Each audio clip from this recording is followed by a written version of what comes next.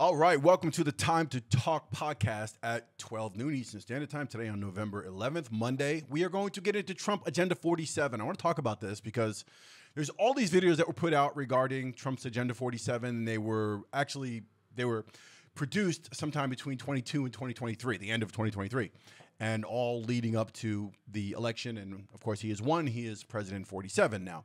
So today, I want to get into these videos. I don't want to get into every single one of them. So if you're joining me, I just want to talk about, I'm going to take them in blocks. So we'll probably do another live sometime again this week, and I'll talk about another two videos. But on this particular video, we're going to talk about the trans agenda for Trump and Agenda 47 and what he's got laid out for that, which is pretty shocking. And we'll get into that one, and we're also going to get into the free speech one, which I am really applauding.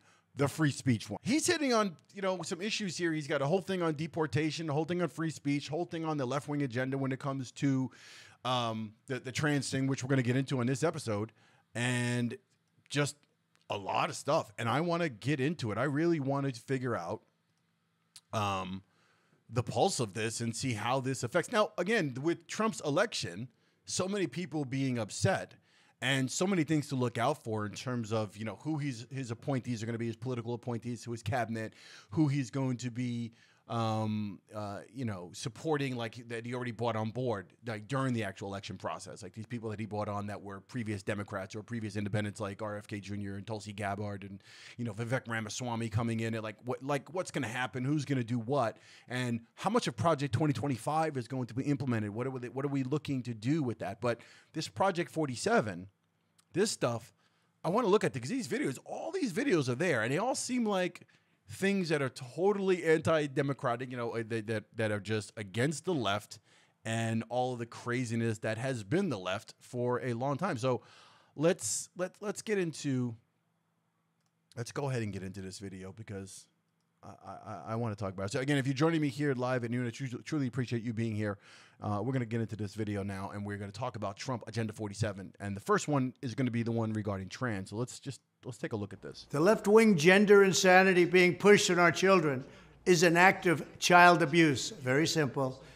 Here's my plan to stop the chemical, physical, and emotional mutilation of our youth. On day one, I will revoke Joe Biden's cruel policies on so-called gender-affirming care. Ridiculous. A process that includes giving kids puberty blockers, mutating their physical appearance, and ultimately performing surgery on minor children. Yeah, that's one right there. I agree with that. I agree that should not be a thing. And I think if you talk to most people, I haven't had a conversation with anyone else, and I'm talking parents, right? Because I have had conversations with people who are not parents, who have a different view, but it's like I'm not really taking them that serious. I'm looking at people who have parents. I have boys, and realistically, this is from a position of a parent. Most people agree. We should not allow 12-year-olds and 10-year-olds to decide one day, hey, I don't think I'm a boy or I don't think I'm a girl, and be like, oh, you don't feel like that? Okay, let's give you some drugs. Let's chop off your thing there, and we'll make you into a girl. Sure, no problem, little Jimmy. I think most people agree. I don't care how polarizing it is and what a hot button issue this whole trans thing is. Again, it's 1% of the population. I'm not demeaning that particular part of the population or suggesting that trans people should not have any particular rights or we should not respect and be mindful of. It doesn't matter if it's 1% of the population or 0.5% of the population. These are human beings and our fellow American citizens, right? But what I don't agree with is saying that little girls and boys, especially minors, I just think that he started it off by saying it's abuse, and I think it is. Can you believe this? I will sign a new executive order instructing every federal agency to cease all programs that promote the concept of sex and gender transition at any age. I will then ask Congress to permanently stop. Or is it promoting it at any age? So does that mean any federal program that promotes it at any age? So if someone's 25, they're over 18. I guess he's talking about the promotion of it is a problem, which I don't necessarily agree with, that you can stop adults or that agenda from being promoted. If they want to promote that somehow, I mean, to adults, then so be it. Stop federal taxpayer dollars from being used to promote or pay for these procedures, and pass a law prohibiting child sexual mutilation in all 50 states. It'll go very quickly. I will declare that any hospital or healthcare provider that participates in the chemical or physical mutilation of minor youth will no longer meet federal health and safety standards for Medicaid and Medicare and will be terminated from the program immediately. I agree, 100%. I don't think hospitals and I don't think taxpayers and these programs should be allowed to facilitate this type of medical mutilation and abuse on children. Right? It's just not. I just think this is a common sense thing. I think the trans conversation again is a very people getting their feelings about it, and I think it's a very hot button issue. There's no question about it. But I think things like this are just common sense. From a human being perspective, just understanding society and kids. We get, as parents, we get these things in the mail that talk about, from the school, which will say, can certain topics be discussed? Do you mind, or do you consent to your children being, in a classroom? And we always say no. I'm like, you shouldn't be teaching my 7-year-old, my 11-year-old specifically. We have a 17-year-old, but that's a little bit different. All right, but at 7 and 11, my children should be. We didn't talk about any of sexual related stuff until I believe it was high school. Maybe it was junior high school. Maybe it was like 8th grade when they separated the boys in one gym and the girls in another gym. We had conversations, and the men learned about this is your testicles and blah blah blah, and the women, I guess, learned what they learned about themselves. And that wasn't until 8th grade. I wasn't in elementary school when I learned about that, and I don't think kids should be. We don't need to promote. We don't need to push sexual reassignment possibilities. And hey, little Johnny, if you're 5, if you want to be a girl, you could be. Or hey, Susie, if you want to be a boy, you could be. We're just letting you know that has no business being in a classroom for children. Like, it just doesn't. It doesn't. And to be fair, anyone from the LGBT community, XYZ, P2, whatever, right? What is their response going to be? That, well, we should be, that they should be teaching it? We don't push heterosexual ideas in elementary school to 5-year-olds, 7-year-olds, 10-year-olds, 12. Like, we don't tell kids, hey, heterosexuals, women, little boys, hey, little girls are nice to look at, or tell little girls, hey, we don't discuss that stuff. There's a reason for it. It comes down to maturity and age-appropriate education. So, Furthermore, I will support the creation of a private right of action for victims to sue doctors who have unforgivably performed these procedures on minor children. That gets tricky, right? Suing the like, how do you do that? I mean, I know how you can do it, but that gets tricky. So at what point is that line? Where are we deciding that? Like, in other words, Johnny at 12 thinks he's a female. So the parents go ahead and set up appointments. They go to whatever medical facility, whatever doctor it is that they're using, and they essentially chop off his sex organ and then give him puberty blockers and XYZ, whatever it is, to transition him into a female. And then what, at 18, 19, 20, 21, Johnny, or now Jasmine, whatever, decides, whoa, big mistake. So at that point, is it, well, we're going to hold the doctors responsible, the medical community that was part of his transition, they're held responsible? Like, I just, you got to wonder about that. I think they should be, yeah. And I think if the law is in place that minors should not have access to that type of reassignment surgery, and I think the parents should be held accountable too.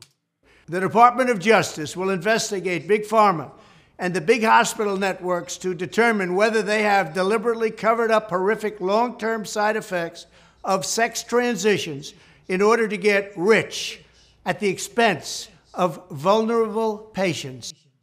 Exactly, because the big pharma companies don't care, and but from a surgery standpoint, from the puberty blockers and whatever drugs they're prescribing, that's all money in their pocket. They really don't care.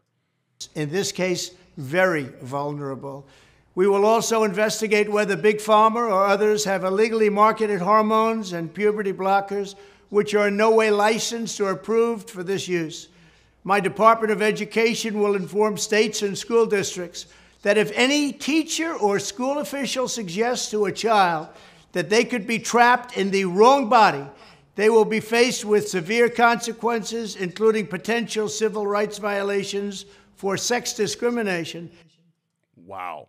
So basically, if you're a teacher and you are letting Johnny know that, hey, you know, you might be a girl, or Susie, you're letting her know, hey, you might be a man.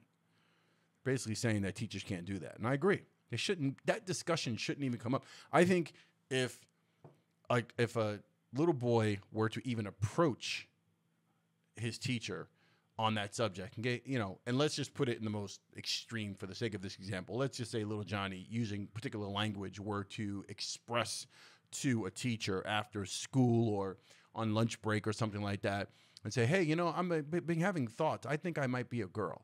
I don't think that's a conversation that the teacher has a right to engage that kid in, right? You can't sit down with little Johnny and discuss it, no matter what your views are. Like, if you're anti-trans or you're pro-trans, you shouldn't be discussing it. You shouldn't tell little Johnny, hey, that's not right. You're a boy. I don't think that's good. But you also shouldn't say, well, hey, let's explore that. Maybe you are. And promote it. You shouldn't promote or depromote it. You shouldn't just, teachers, it's not their place to discuss it at all. So I'm 100% agreement with that as well. And the elimination of federal funding. As part of our new credentialing body for teachers, we will promote positive education about the nuclear family, the roles of mothers and fathers, and celebrating rather than erasing the things that make men and women different. That gets tricky, right? When you say promoting the family, right? Or education on the family, because traditional family, yeah, if you're going with some Christian nationalism sort of thing, or from a religious perspective, depending on what that is. And we get into Christian nationalism at another point on this show, but the whole idea that you're promoting what the family is, that might be tricky. I think is tricky because you have gay families. You have two, men who are raising boys and raising children, and you have two women who are raising children, and trans who are raising children. And I don't think it's the government's role to step in and to, from I guess from an educational standpoint, having books or any kind of paraphernalia, anything that suggests this is a family, man and woman, because that's pushing the agenda, traditional family. Now, again, I agree with the traditional family, but I'm also not going to sit here and say that two women raising a child, that's their right. There's nothing wrong with that, right? I think it gets a little crazy, again, when you start having the conversations at too early of an age. If later on, junior high school, I would say high school age, when you start having those conversations and you start allowing children to understand and be educated and to understand what's around them, we should educate them and say, yeah, there are people who raise kids who are, two men, and there's two women who raise kids, and there's heterosexuals, and there's homosexuals, and there's trans people who have children, and how they do, like, that conversation is fine at a certain level of age appropriateness. That's just how I feel about it. You might disagree. And unique. I will ask Congress to pass a bill establishing that the only genders recognized by the United States government are male and female, and they are assigned at birth. The bill will also make clear that Title IX prohibits men from participating in women's sports, and we will protect the rights of parents from being forced to allow their minor child to assume a gender which is new and an identity without the parents' consent. 100% agreed. The whole men in women's sports thing, man transitioned into a woman now playing as well, biologically born a man and then transitioning to a woman and playing in the women's league is just outright wrong. And I've met few people who disagree with that. I'm sorry. You biologically, so this is all going to come down to the conversation that's been trying to happen. And again, this is the Democrats and the far left, extreme left, over the last, 10, 15 years, with this desire to pander to everybody and to create this agenda of wokeism and making sure that everyone's included. And they've pushed this so far that they've abandoned all sense of reasoning and logic and biology and science. Mind you, it's the same people who push the whole trust the science agenda, right? But you're born a man or you're born a female. It's just nature. That's not against the psychology, right? Because there's a physical and then there's a psychological side. So you have the American Psychological Association, which can determine as to what point a person is determined to be male or female and how that works from a psychological standpoint. At what point do they identify in a certain way, right? Versus your physical side, which is you're either born with a male organ or a female organ. That's just data. That's just science. So if you want to change it later, so then fine. And if you want to do the thing where it's like, well, I'm now a woman, don't ever refer to me as a man again or say anything, I totally respect that as well. But to claim that I have to totally say that there's no such thing as a male or female at birth is just, to me, ridiculous. It's just scientifically not true. So this whole thing, his stance on this and basically saying that, you know, you have someone that's biologically born taller, stronger, physically more fit than a woman, and then you're going to have that person go into a sport and beat the hell out of women? Yeah, that's not a good look. Not a good look. The identity will not be new, and it will not be without parental consent. No serious country should be telling its children that they were born with the wrong gender, a concept that was never heard of in all of human history. Nobody's ever heard of this, what's happening today. It was all when the radical left invented it just a few years ago. Under my leadership, this madness will end. Thank you very much. Wow. See? Again, with Trump, a lot to come, a lot to see. And it's, you know, there's things on the agenda that not everyone's going to agree with. There are things that people are clearly going to agree with. It just, it is what it is. And some of these are controversial. Some of them are common sense. I think a lot of people agree with certain things on his agenda here. But wow, that's going to be a thing for the trans, you know, and again, I think it's going to be the left that's going. I'm looking for the other. There's a one on free speech. I want to get into the free speech one because that's probably be my favorite one. But yeah, there's going to be the left are going to be the ones who are going to go, you know, apeshit over this and make it seem as if this is crazy. But this is just sort of, as far as I'm concerned, this is restoring things to some sort of sense of normalcy. I mean, it's just the way I see it. Let's see if we can find this one on free speech. Deep stays, got addressing rise of chronic childhood illness. Yeah, see? If you go through this, it's like all of these seem like practical solutions. Here we go, Donald. Free speech policy initiative. Let's take a look at this because this is another one that I just feel is...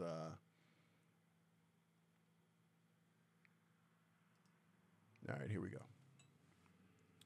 Did it show up? If we don't have free speech, then we just don't. No, why is that not showing up right? Let's try to get this.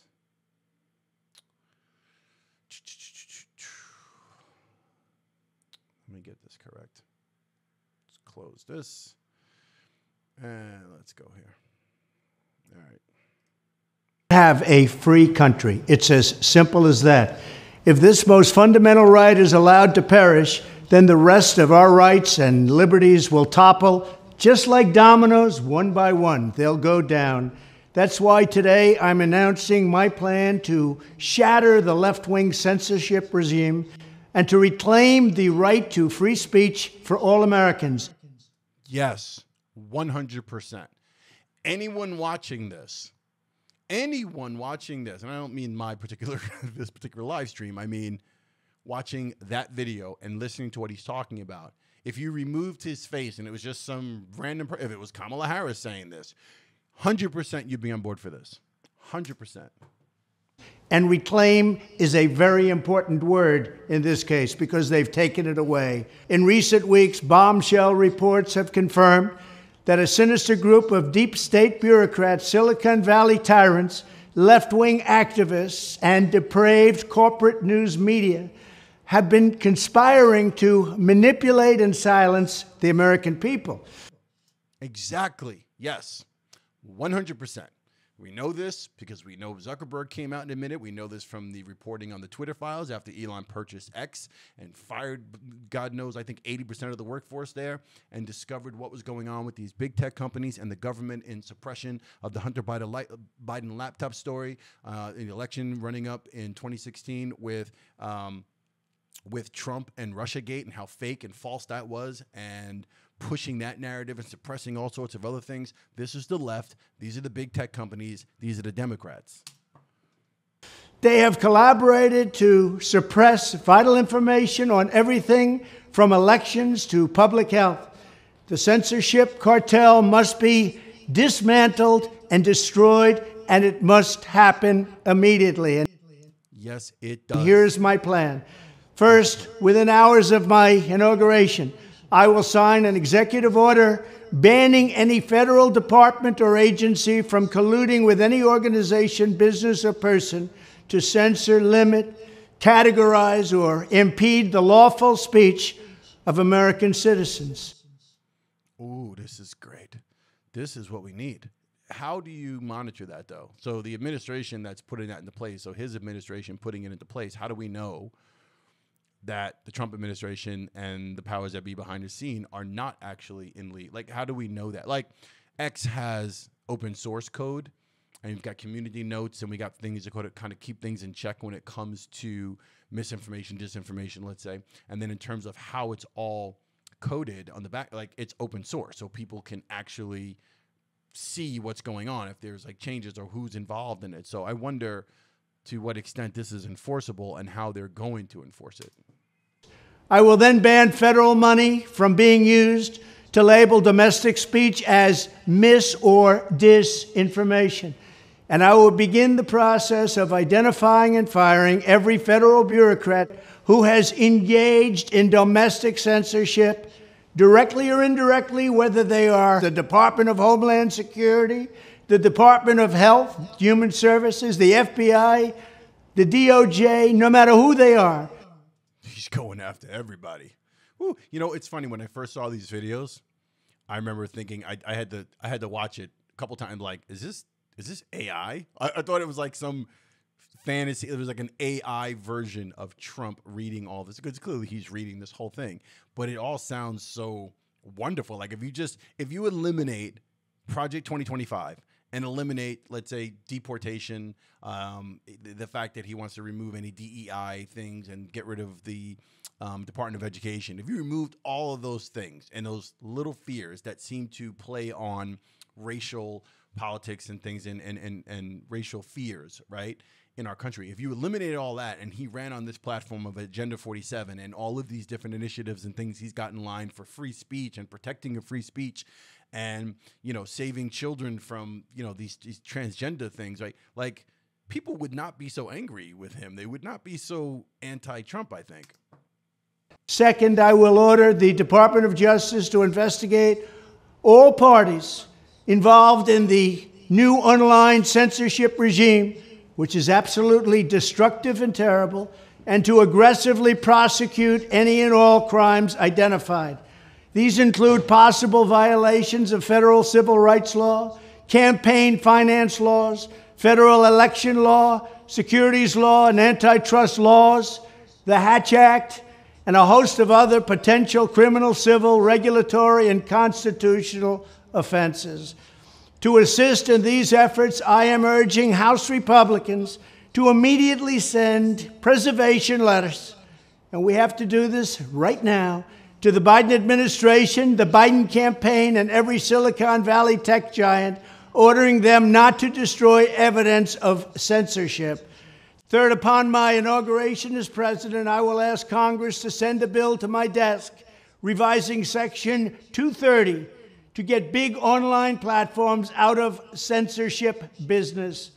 From now on, digital platforms should only qualify for immunity protection under Section 230 if they meet high standards of neutrality, transparency, fairness, and non-discrimination.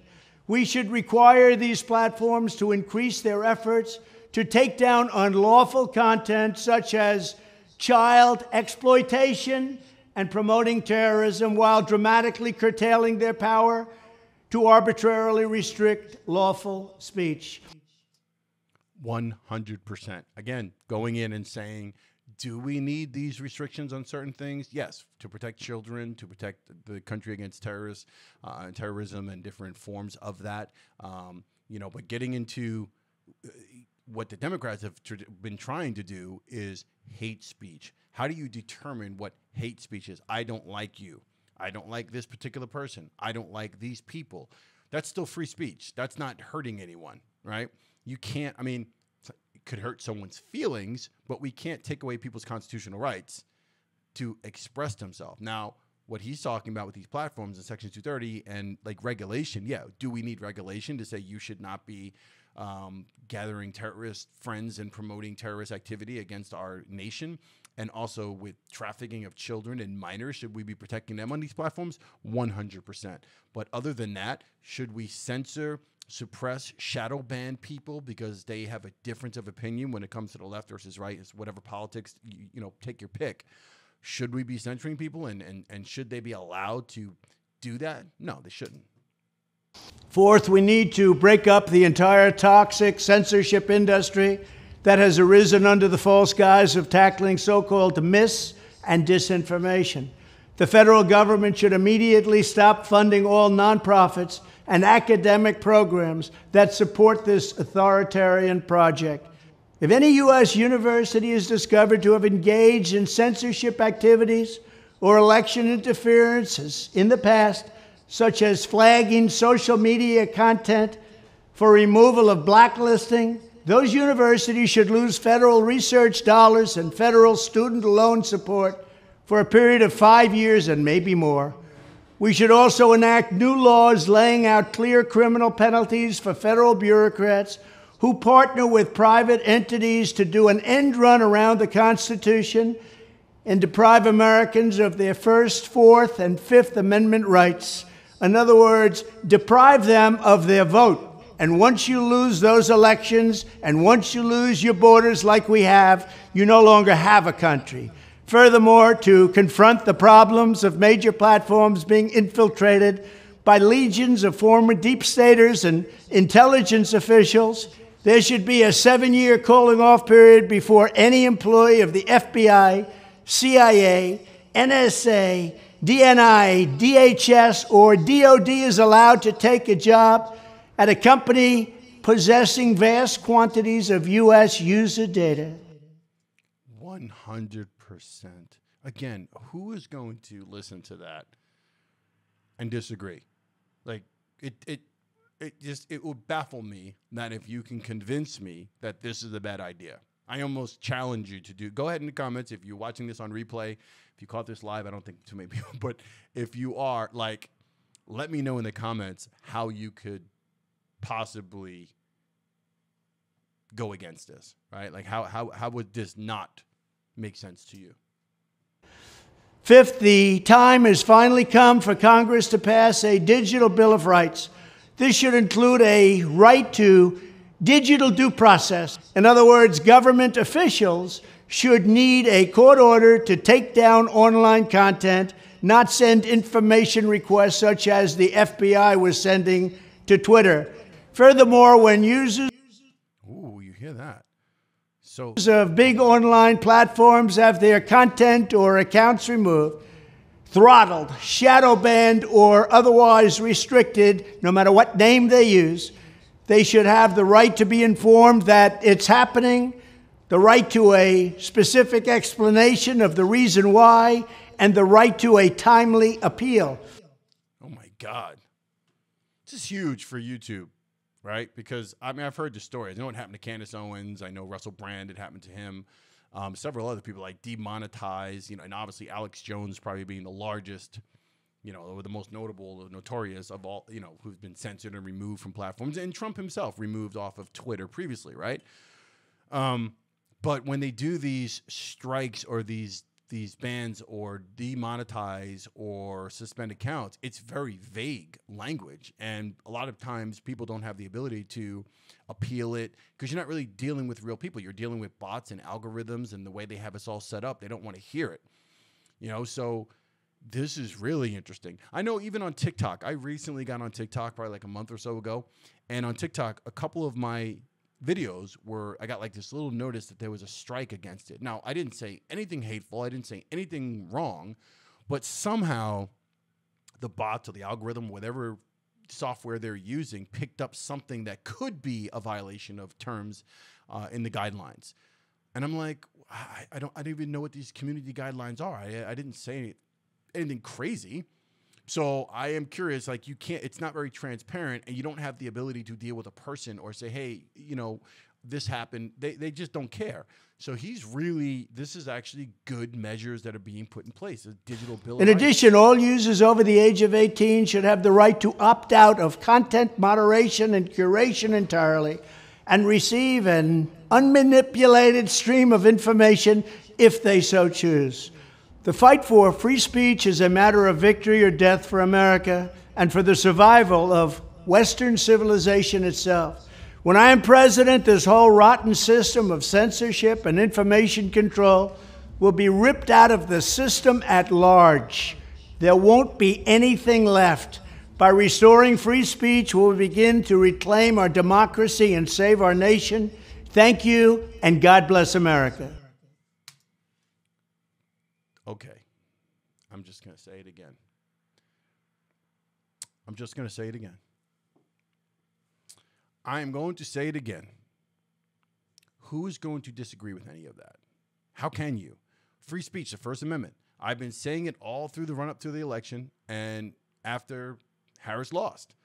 The free speech thing and the fact that they're manipulating the news is, that's another whole thing. The dinosaur media, legacy media, mainstream media. It's not even mainstream anymore because they're doing much worse than podcast and alternative news sources at this point. And they know it. They're losing the battle. They're losing the battle big time. Their time is up.